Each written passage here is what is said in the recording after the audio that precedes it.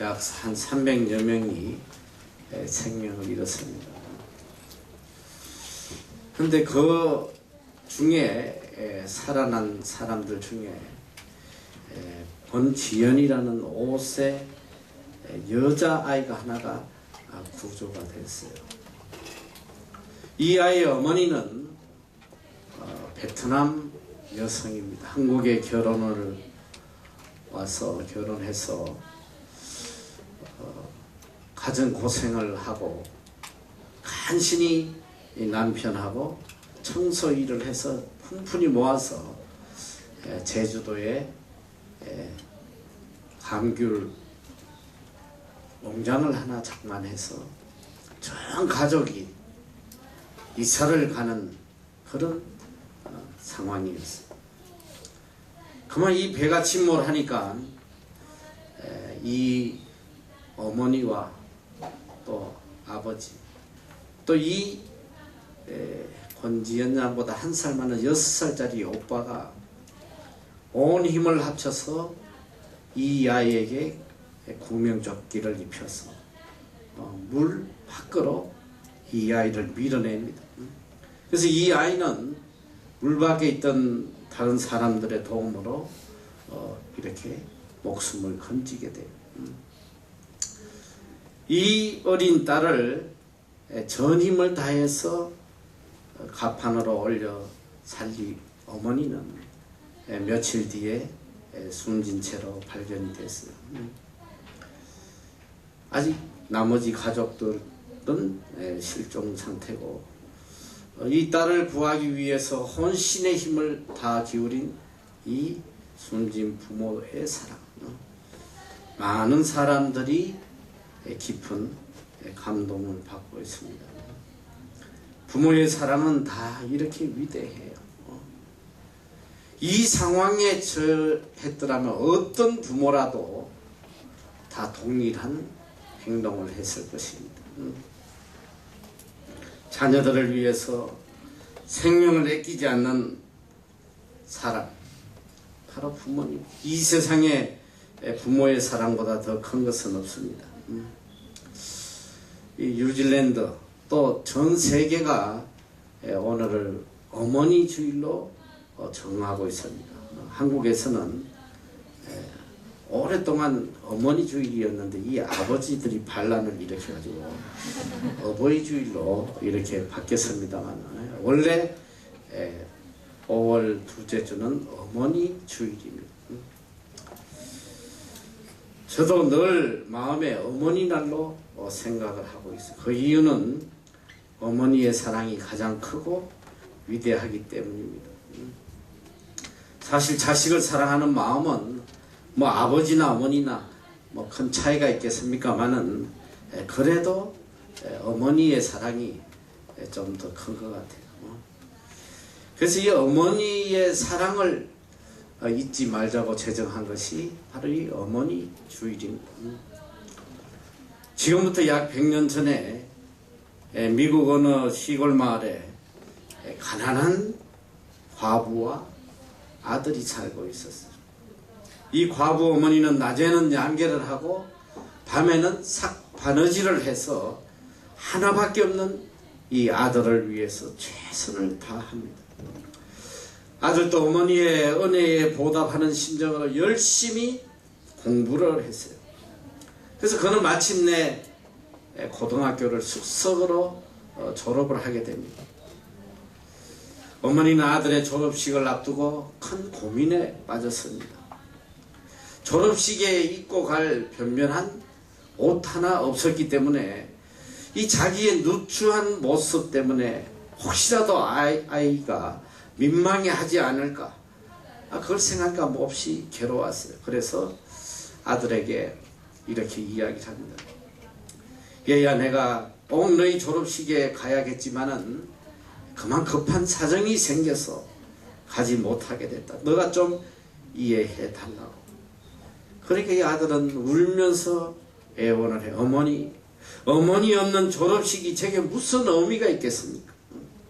어떤 일이 있어도 반드시 어머니가 제 졸업식에 참석하셔야 됩니다. 하도 울며 매달리는 아들의 간청을 뿌리칠 수가 없어서 어머니는 가겠다고 약속을 해요. 드디어 졸업식이 시작됩니다. 아들은 전 학생을 대표해서 멋진 연설을 하고 또 대통령 이름이 새겨진 금메달을 목에 걸게 됩니다. 많은 박수를 받으며 그는 단상에서 내려와요. 모든 사람의 시선이 그에게 집중이 되었습니다. 그는 한쪽 구석에 눈에 띄지 않기를 바라듯 앉아있는 그 어머니에게 달려가요. 그는 자기 목에 걸려있는 금메달을 벗어서 어머니 목에 걸어주며 이렇게 이야기를 합니다. 어머니 감사합니다. 어머니가 아니셨으면 제가 어떻게 오늘의 이 영광을 누릴 수 있겠습니까? 모든 공을 어머니에게 돌려요. 이 아들은 후에 열심히 공부해서 미국의 제28대 대통령이 됩니다. 이분이 바로 윌슨 대통령이에요. 그가 재임하던 1914년에 그는 국회의원들의 마음을 움직여서 5월 둘째 주일을 거국적으로 어머니 날로 제정을 하게 돼요. 이것이 계기가 되어 지금도 전 세계의 교회가 5월 둘째 주일을 어머니 주일로 지키게 됩니다. 신앙인의 고향은 교회예요. 이민 생활자들에게 있어서 마음의 고향은 고국입니다. 그리고 인생의 고향은 어머니 품이에요. 어른이 되고 늙어도 어머니는 여전히 마음의 고향이에요. 그래서 군에 간 아들이 가장 그리워하는 사람이 어머니예요. 아플 때나 외로울 때 가장 그리운 사람이 또한 어머니입니다. 예전에 보니까 일제의 징용에 끌려가서 많은 젊은 청년들이 외지에서 죽었어요. 그들이 죽은 동굴에 적혀있는 글귀가 한결같이 어머니를 그리워하는데요. 인간은 이렇듯 마지막 순간까지 가장 그리워하는 것이 어머니란 말이죠. 그것은 바로 어머니의 희생 때문이에요. 어머니는 자식을 위해서 희생하기 위해 존재하는 분입니다. 이 세상에 우리를 가장 편안하게 해주는 이름이 바로 어머니예요. 힘들고 괴로울 때 누가 제일 먼저 생각이 나느냐? 어머니입니다. 아무리 불러도 그리운 이름이 어머니예요. 전쟁터에서 죽어가는 병사들이 마지막으로 부르는 이름 또한 어머니예요. 인생의 마음의 고향 바로 어머니예요. 그 이유는 이 세상에서 어머니보다 나를 더 사랑해주는 사람이 없기 때문에, 어머니보다 나를 위해서 더 희생해주는 사람이 없기 때문이에요. 이 세상의 인간의 사랑 중에 가장 위대한 것이 어머니 사랑이죠. 그래서 폴란드의 격언에는 이런 말이 있습니다. 최대의 사랑은 어머니의 사랑이고 그 다음은 개의 사랑이고 그 다음은 연인의 사랑이다. 연인의 사랑이 개 사랑만도 못하다는 거. 여러분 이걸 알아야 돼요. 개는 주인을 절대 배신하지 않거든요. 그러니까 함부로 개새끼라고 욕도 하지 말고 개를 때려잡아 먹지도 말고 정말 개에게 배우란 말이야. 겸손하게. 어머니의 사랑은 이 땅의 최고의 사랑입니다. 자식 사랑 앞에 아무런 체면도 위신도 없습니다. 자식이 행복할 수 있다면 생명까지도 내놓는 것이 어머니입니다. 저희 어릴 때를 생각해 봅니다.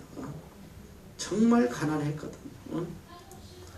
뭐 요새 어머니는 감히 어머니라고 갖다 붙일 수도 없어요. 그때는 또 왜 그렇게 애들을 많이 낳았는지. 그 가난 중에도 평균 뭐 7, 8, 많으면 10명.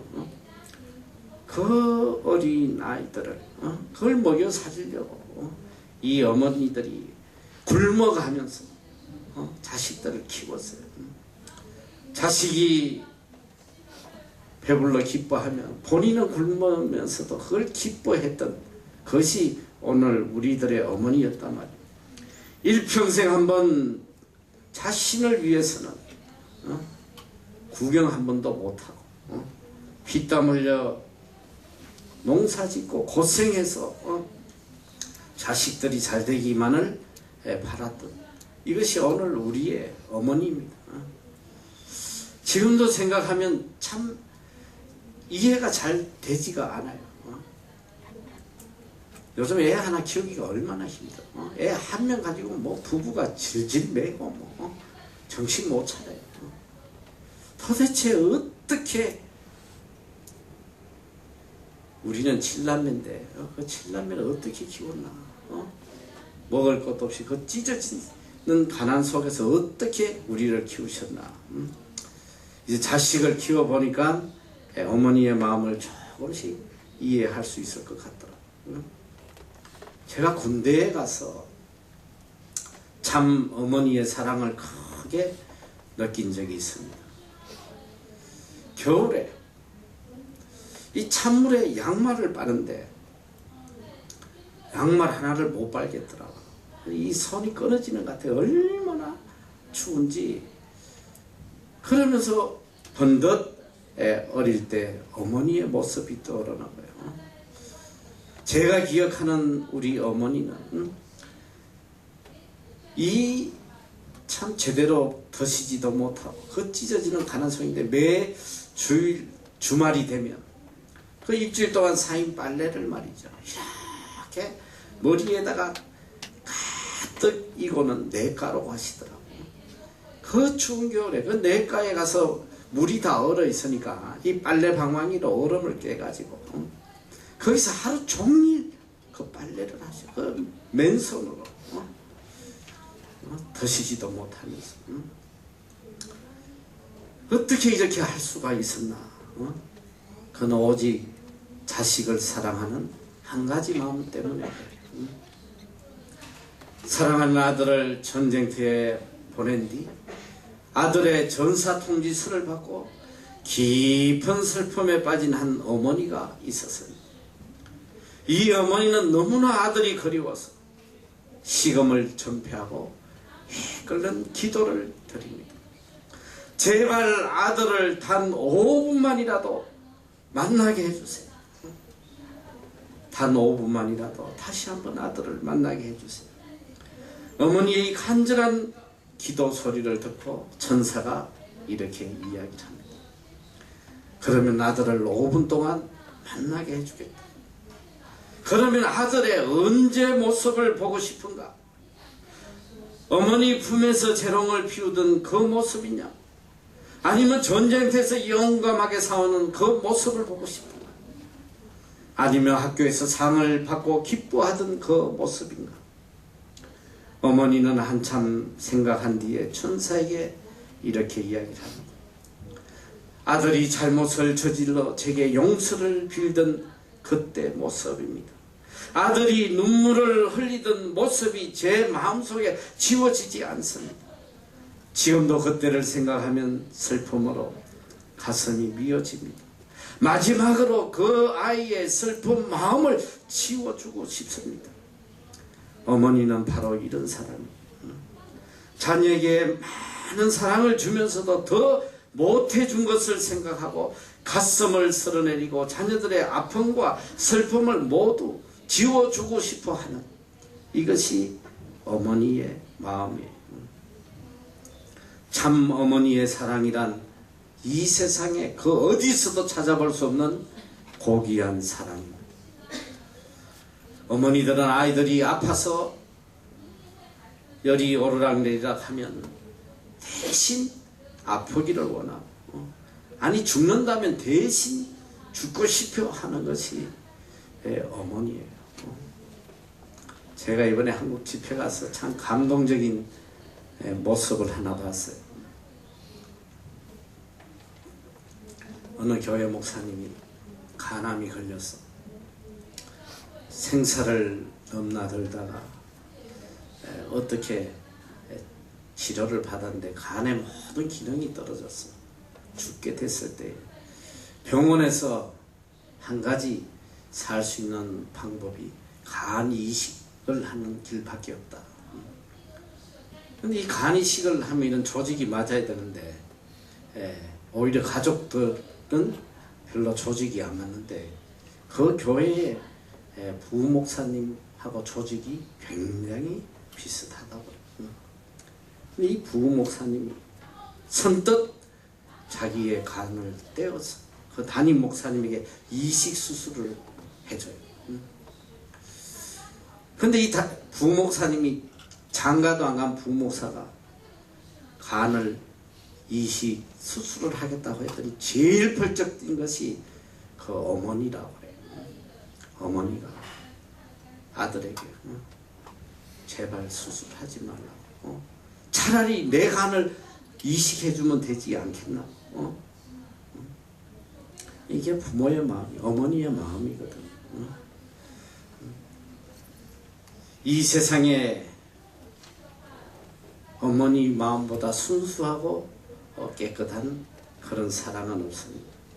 어머니의 사랑은 바로 하나님이 이 세상에서 하나님의 사랑을 보여주시기 위해서 우리에게 보여주신 계시적 의미가 있는 높고 높은 고차원의 사랑입니다. 이 사랑을 아주 뜨겁게 체험하고 나서야 비로소 우리가 인간이 되는 겁니다. 오늘 성경 본문에 보면 한 아름다운 어머니의 이야기가 나와요. 참 모든 어머니를 대표하는 모습이 아닌가 생각을 합니다.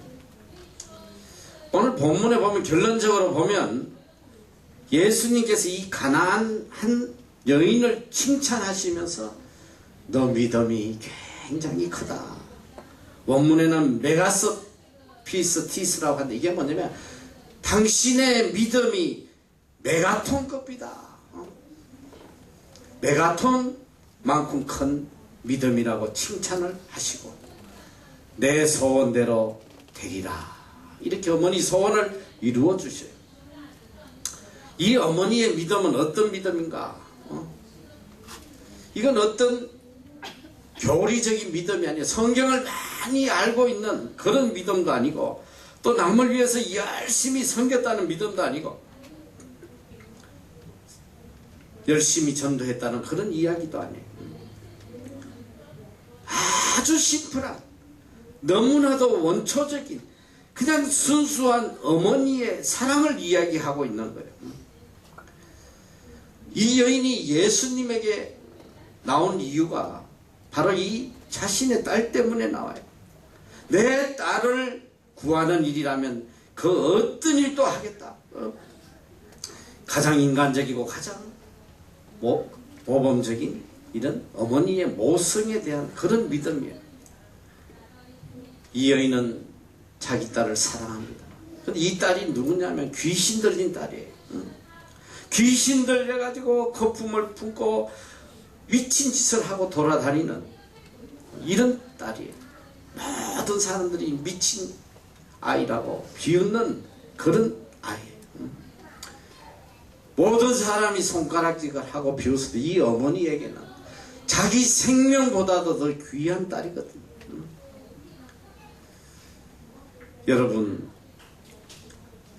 이 어머니의 사랑은 절대적인 사랑입니다. 이 어머니는 이 딸의 전체를 사랑해요. 저것이 지금 귀신이 들려서 그렇지 만약에 귀신만 나간다면 이 세상에서 어느 누구보다도 아름다운 아이라고 생각을 해요. 그리고 반드시 이 딸이 병을 고칠 거라는 그런 믿음이 있었어요. 이것이 어머니의 마음입니다. 모든 사람은 다 포기해도 끝까지 포기하지 않는 것이 어머니의 마음이에요.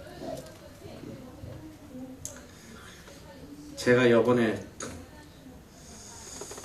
제가 참 존경하는 한 군의 가정의 우환을 접하고 참 마음이 아팠어요. 아들이, 장성한 아들이 어느 날 갑자기 식물인간이 됐어요. 식물인간이 돼서 6년 반을 병상에서 누워서 꼼짝을 하고 있지 않아요.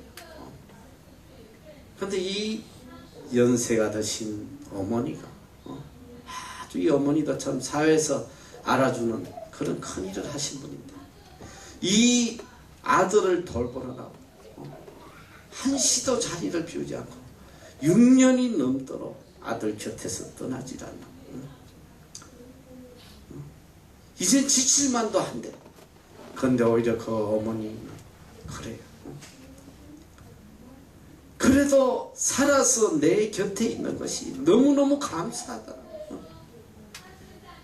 이런 모습이지만은 아직도 살아서 내 곁에 있는 것이 너무너무 큰 축복이고 행복이고 감사라고. 그리고 반드시 언젠가는 일어날 거라는 그런 소망을 버리지 않고 있더라고. 이게 어머니예요. 이것은 어떻게 보면 예수님의 마음과도 같습니다. 누가복음 16장에 보면 예수님께서 귀신 들린 18년 된 여자를 만나요. 이 여자는 곱추요 몸도 불구인데다가 귀신까지 들려서 18년 동안, 저는 말이 18년이지 20살에 들렸으면 38세가 되는 거예요. 아름다운 세월을 다 보내고 너무나도 초라한, 어느 누구도 감히 쳐다보지도 않는 그런 여자임에도 불구하고 주님은 그 여인을 보시고 아브라함의 딸이라고 말씀하세요. 아브라함의 딸이다. 예수님께서는 그 내면 세계, 그 깊은 세계의 하나님의 형상을 보시고 아브라함의 딸이라고 그 병을 치료하여 주세요. 오늘 이 가나안 여인은 이 귀신 들린 딸을 끝까지 사랑합니다. 끝까지 희망을 버리지 않아요. 오래전에 미국에서 있었던 일입니다. 한 젊은 청년이 그만 실수로 사람을 죽여요. 그는 경찰에 체포되어서 지금 재판을 받고 있는데 어머니가 방문해서 얘야 너 왜 사람을 죽였나? 너 정말 사람을 죽였나? 아니요. 저는 죽이지 않았습니다. 어머니는 아들의 말을 믿고 우리 아들은 절대로 사람을 죽이지 않았다. 끝까지 고집을 부려요. 오히려 재판장이 설득을 합니다. 그게 아니고 모든 증거가 다 이렇게 있다고. 이것을 인정을 해야 된다고. 그러나 이 어머니는 끝까지 내 아들은 그런 아이가 아니라 끝까지 받아들이지 않아요. 그런데 결국 사형이 선고되고 사형 집행날이 다가올 때에 한 목사님이 찾아가서 이 청년에게 물어봅니다. 정말 사람을 죽이지 않았나? 아닙니다. 제가 죽였습니다. 그런데 왜 어머니한테 죽이지 않았다고 그랬나? 어머니의 마음을 실망시킬 수가 없었습니다. 그럼 내가 어떻게 하면 좋겠나? 제가 지금 뉘우치고 있습니다. 어머니에게 가서 제가 거짓말해서 죄송하다고, 내가 사람을 죽였다고 말씀을 좀 해주세요. 이 어머니는, 이 목사님은 어머니를 찾아가서 사실을 이야기합니다. 아들이 사실 사람을 죽여서 너무너무 미안하고 어머니를 실망시키지 않기 위해서 거짓말을 했노라고 이야기를 할 때 어머니는 이렇게 대답합니다. 저도 이미 오래전에 우리 아들이 살인을 한 줄 알았습니다. 그러나 아들에게 이야기를 해주세요. 나는 아들을 사랑한다고. 비록 살인 죄를 지었지만 어쩔 수 없었어. 그럴 수밖에 없는 상황이라 죽였을 거라고 믿는다고. 끝까지 사랑한다. 여러분, 이것은 어머니의 마음이에요. 끝까지 자식을 믿습니다. 끝까지 진실을 믿어요. 이 세상 모두가 안 믿어도 어머니는 그 자식을 믿는단 말이죠. 오늘 본문에 보면 참 충격적인 장면이 나와요. 이 어머니가 정말 너무너무 수치를 당하는, 예수님 앞에 나와서 내 딸을 불쌍히 여겨달라고 울부짖습니다. 근데 아무도 대답하지 않아요. 어느 누구도 들은 척도 하지 않는 거예요. 무시해. 계속 소리를 지릅니다. 내 딸을 불쌍히 여겨주세요. 이 말에는 두 가지 의미가 있어요. 저를 불쌍히 여겨주세요. 이 불쌍한 딸을 가진 저를 불쌍히 여겨주세요. 자신과 아이를 동일시하며 울부짖습니다. 그의 아픔이 내 아픔이고 또 그의 고통이 내 고통이고 그가 정신병자 되기가 전적 내 책임입니다.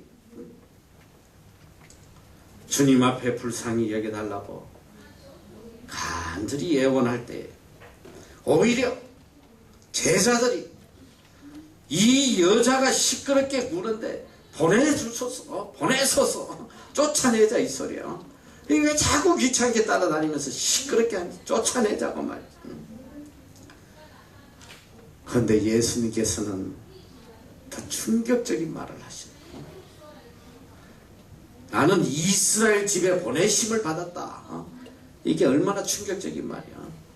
나는 이스라엘 백성을 위해서 이곳에 왔지 너희 이방인을 위해서 이곳에 온 게 아니다. 이 여자 입장에서는 얼마나 충격적이에요. 거의 더 충격적인 말씀을 했어요. 자녀의 떡을 취하여 개에게 줄 수 없다. 하나님의 자녀들에게 베풀어야 될 이 은혜를 이방인들까지 줄 수 없다. 이런 말씀을 하세요. 이 다른 말로 하면 유아 또 너는 개다. 너는 개 같은 여자다. 이게 얼마나 충격적인 거야.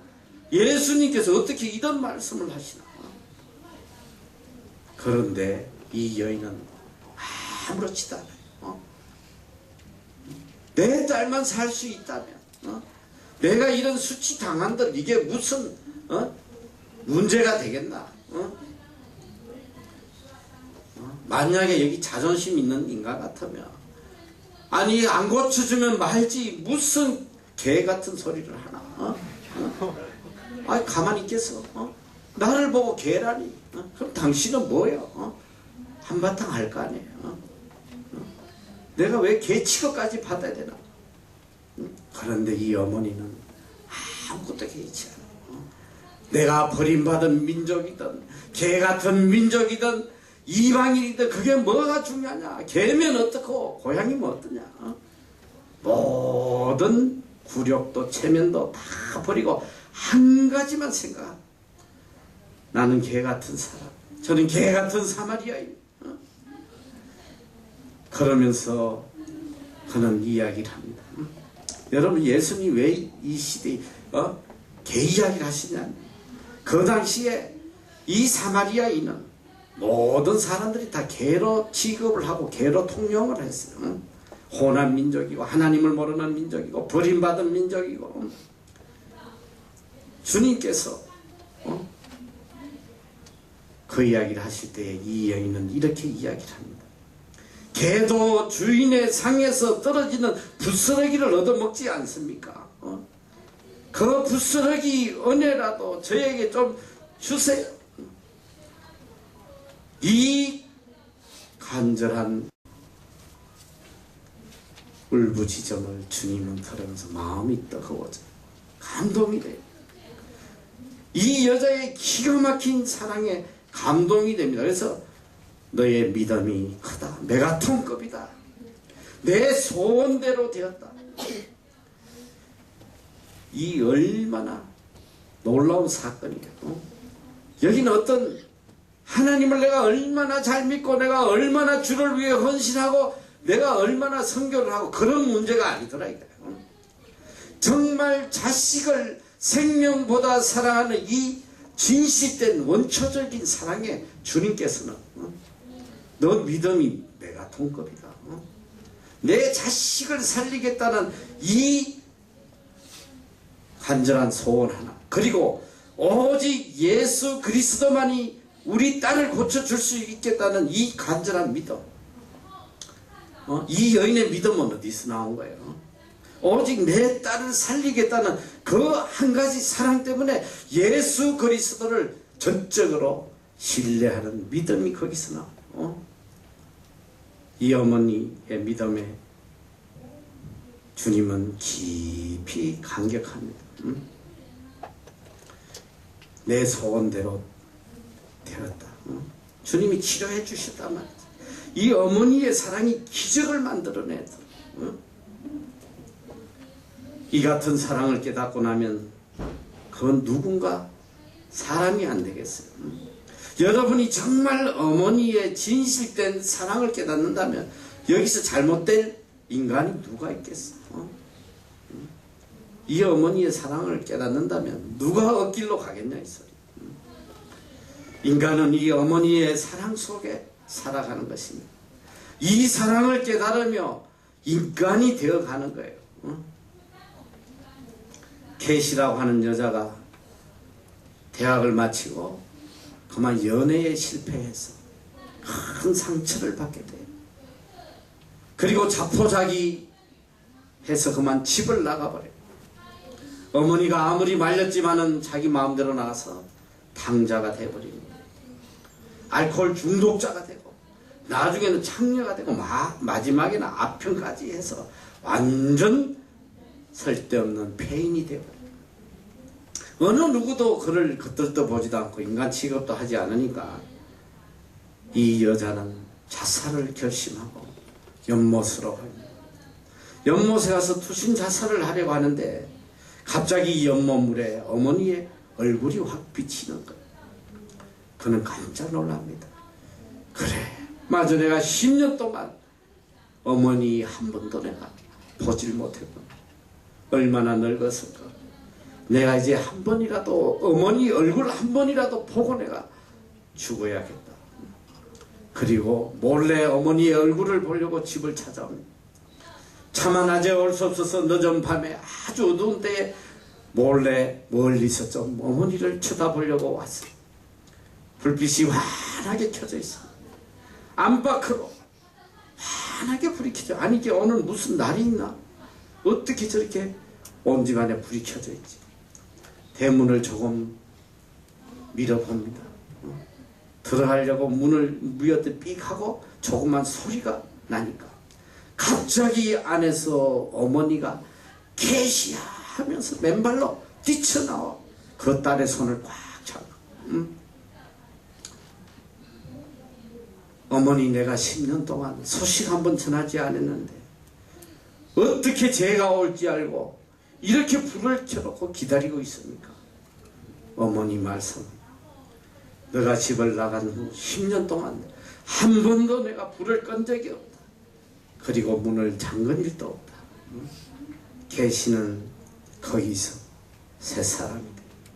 이런 어머니가 있는데 내가 왜 밖에서 이렇게 비참한 삶을 살았단 말이에요. 여러분, 이 어머니를 실망시켜서는 안 됩니다.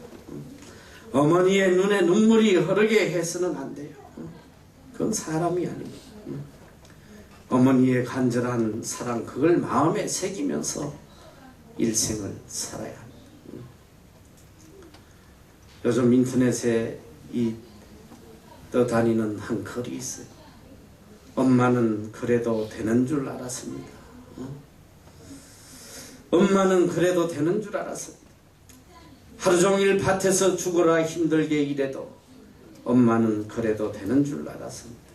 찬밥 한 덩이로 대충 부뚜막에 앉아 점심을 때워도 엄마는 그래도 되는 줄 알았습니다. 한겨울 냇물에서 맨손으로 빨래를 방망이질해도 엄마는 그래도 되는 줄 알았습니다. 배부르다 생각 없다 식구들 다 먹이고 굶어도 엄마는 그래도 되는 줄 알았습니다. 발 뒤꿈치가 다 해져 이불이 소리를 내어도 엄마는 그래도 되는 줄 알았습니다. 손톱이 깎을 수조차 없이 닳고 문드러져도 엄마는 그래도 되는 줄 알았습니다. 아버지가 화내고 자식들이 속썩여도 끄떡없는 엄마는 그래도 되는 줄 알았습니다. 외할머니 보고 싶다. 외할머니 보고 싶다. 그것이 그냥 넋두리인 줄만 알았습니다. 한밤중 자다 깨어 방구석에서 한없이 소리 죽여 울던 엄마를 본 후로 엄마는 그러면 안 되는 것이었습니다. 에베소 6장 1절에서 3절에 자녀들아 너희 부모를 주 안에서 순종하라. 이것이 옳으니 내 아버지와 어머니를 공경해라. 이것이 약속 있는 첫 계명이니 이는 내가 잘되고 땅에서 장수하리라. 신명기 5장 16절 너는 너의 하나님 여호와의 명한 대로 내 부모를 공경하라. 그리하면 너의 하나님 여호와가 내게 준 땅에서 내가 생명이 길고 복을 누리리. 레위기 20장 9절 다 같이 한번 크게 한번 읽어 시작. 무릇 그 아비나 어미를 저주하는 자는 반드시 죽을지니 그가 그 아비나 어미를 저주하였은즉 그 피가 자기에게 돌아가리라. 여러분, 하나님께서 우리에게 십계명을 주셨어요. 제1계명에서 4계명은 하나님에 대한 계명이에요. 그리고 제5계명과 10계명까지는 인간들에게 주신 계명이에요. 인간에서 첫 번째 되는 계명이 내 부모를 공경하라는 거예요. 성경은 내 부모를 공경해라. 이것이 약속 있는 첫 계명이니 이는 내가 잘되고 땅에서 장수할 것이다. 여러분, 부모를 공경하면 결국은 누가 잘되느냐? 내가 축복을 받아요. 하나님께서 나에게 축복을 내려주세요. 요즘 보니까 웰빙 시대, 이제는 뭐 웰빙 시대가 가고 웰다잉 시대가 왔다. 웰다 잘 죽어야 된다. 어떻게든 잘 살고 잘 죽기 위해 가지고 얼마나 건강을 챙기는지 몰라요. 몸에 좋다는 것만 챙겨 먹고 뭐 운동하고 헬스하고 난리 쳐도 여러분, 장수는 부모를 공경하는 자에게 주시는 하나님의 축복이란 말이죠. 아무리 건강을 챙겨도 내가 부모한테 불효하면 장수할 수 없어요. 부모를 박대하면서 내가 복받길 바라지 말아요. 성경은 이야기합니다. 부모를 저주하고 부모를 학대하면 저주를 받을 것이다. 오늘 그리스도인들 중에도 부모 알기를 우습게 하는 그런 불효막심한 사람들이 많이 있어요. 저는 주위에서 많이 봅니다. 여러분, 적어도 이 땅에서 참 하나님의 법칙이 놀라운 법칙이 있는데 예수 믿는 자들은 하늘나라의 상급을 다 받아요. 그러나 예수 믿지 않는 사람들은 하늘나라의 상급은 없지만은 하나님께서 하나님의 계명대로 사는 사람들에게는 이 땅에 축복을 주시더라. 비록 하나님을 안 믿어도 성경에 있는 대로 내 부모를 공경하라. 믿지 않는 사람도 부모를 공경하는 사람들 보면 이 땅에서 축복을 누리더라. 여러분, 잘 되고 복받은 집에 가보면 그 집에 자녀들이 얼마나 부모를 공경하는지, 그 집에는 반드시 노모가 있어. 노 부모들이 있단 말이야. 요즘 다 자기 한 몸 챙기기 힘드는 시대가 되니까 부모를 헌신짝처럼 갖다 버리는, 얼마나 악한지 몰라. 제가 오래전에 TV에서 봤더니 세상에 요새 말이지 효도관광이라고 부모에게 효도관광을 보내놓고는 이사를 가버려요. 찾아오지를 못하게. 근데 오갈 데가 없으니까 그 오갈 데 없는 부모들을 돌보는 어느 요양소에서 기자가 가서 인터뷰를 하는데 자녀가 없었어요. 자녀가 있다는 거예요. 그 자녀 이름이 어떻게 돼? 어디 살아요? 모른다는 거예요. 끝까지 이야기를 하네. 혹시라도 내가 이야기해서 자녀들이 불이익을 당할까 봐. 가슴에 품고 살아가다. 얼마나 배은망덕한 자녀들이 많은지 여러분, 부모의 사랑을 저버리는 사람은 절대로 하나님을 사랑할 수도 없을 뿐더러 하나님의 축복을 받을 수가 없습니다. 성경에는 정말 너무나 귀한 진리가 있어요. 그래서 소망이 있는 거예요. 성경은 뿌린 대로 거둔다는 거. 뿌린 대로 거두는 거예요. 여러분들이 부모를 배역하고 부모에게 못되게 하면 여러분 자식이 몇십 배, 몇백 배로 반드시 갚아주게 돼 있어. 부모 눈에 눈물을 흘리게 하지 말아요. 적어도 그리스도인이라면 부모님의 존재를, 부모님의 사랑을, 부모님의 지혜와 부모님의 경험, 이 모든 것을 리스펙트해야 돼요. 높이 인정을 해야 돼요. 부모는 여러분의 구제의 대상이 아니에요. 불쌍해서 도와줘야 할 그런 대상이 아니란 말이에요. 성경은 내 부모를 공경하라는 거, honor하라는 거. Honor your father and mother, which is the first commandment with a promise. 성경은 이야기하고 내 부모를 높이라는 거야. honor하라는, 공경하라는 거야. 이것이 첫째 되는 계명이야. 약속 있는 계명이다. 어떤 약속이냐? 하나님께서 that it may go well with you. 모든 것이 형통하게 될 것이라는 약속. 너의 미래가 형통하게 될 것이라는 약속. And you may enjoy long life on the earth. 이 땅에서 내가 장수할 것이라는 약속을 담은 첫 번째 되는 계명이란 말입니다. 여러분, 부모를 공경해야 돼요. 존경 없는 사랑, 이건 효도가 아니에요. 부모의 사랑 없이 나라는 존재가 존재할 수가 없단 말이에요.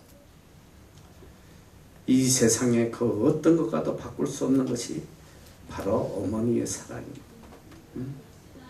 오늘 아침에 우연히 뉴스를 보다 보니까 이번에 세월호에서 구조된 한 사람이 어느 방송에 전해준 영상이에요. 배가 이렇게 기울어서 모든 사람들이 한쪽에 밀려가지고 전부 다 구명조끼를 입고 있는데 한 구석에 한 어머니가 구명조끼를 들고 입지를 않아요. 입지를, 배가 기울어서 점차 쓰러져 가는데도 구명조끼를 입지 않고 들고 있어. 한 사람이 외칩니다. 왜 구명조끼를 입어야지 그러고 있냐고. 이 어머니 제 아들을 찾고 있습니다. 어린 아들 지금 어디 있는지 모르는데 빨리 이 아들을 찾아서 이 아들에게 입히려고, 지금 아들을 입히려고 구명조끼를 들고 쭈그리고 있는 한 어머니의 영상을 봤어요. 역사와 시대가 바뀌어도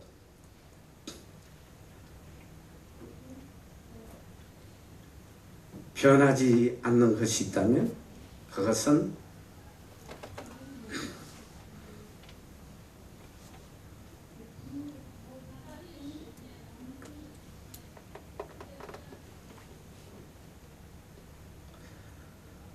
어머니의 사랑입니다. 모든 사랑이 다 고귀하지만 자식을 향한 이 부모님의 사랑만큼 절대적인 사랑은 이 세상에 어디에도 없어요. 이 어머니의 사랑을 깨닫지 못하는 것은 그리스도인이 아니에요. 성경에도 이야기하고 있습니다. 본인은 부모의 사랑을 깨닫지 못하는 인간, 어떻게 보이지 않는 하나님의 사랑을 깨닫는, 효도하지 않는다면, 부모를 공경하지 않는다면 그 어떤 섬김도, 그 어떤 일들도 이것은 다 거짓이고 외식이고 허식에 불과해요. 한국에서 무사람들에게 존경받는, 또 기독교 교회에서 큰 일을 하고 있는 한 장로가 있어요.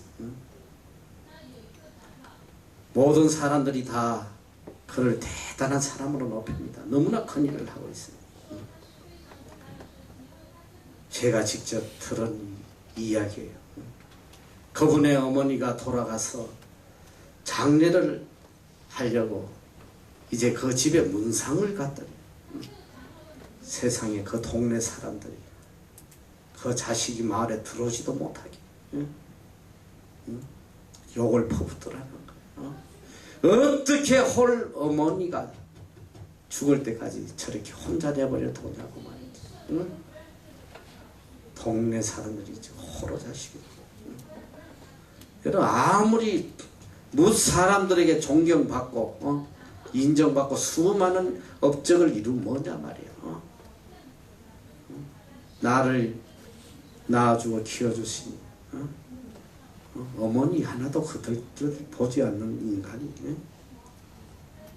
여러분, 이건 다 거짓이고 외식이란 말이에요. 어머니의 사랑을 깨닫지 못하는 사람, 부모를 공경하지 못하는 사람, 절대로 하나님을 바로 섬길 수 없어요. 이것은 하나님의 명령이에요. 내 부모를 공경하라. 이것이 약속 있는 첫째 되는 계명이다.